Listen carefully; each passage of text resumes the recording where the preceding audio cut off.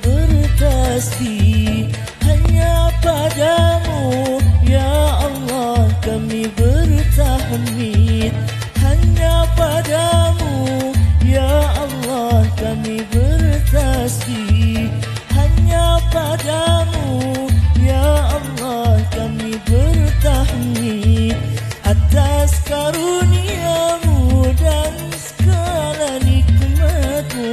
Oh, izinkanlah kami selalu bersyukur, izinkanlah kami selalu bersyukur.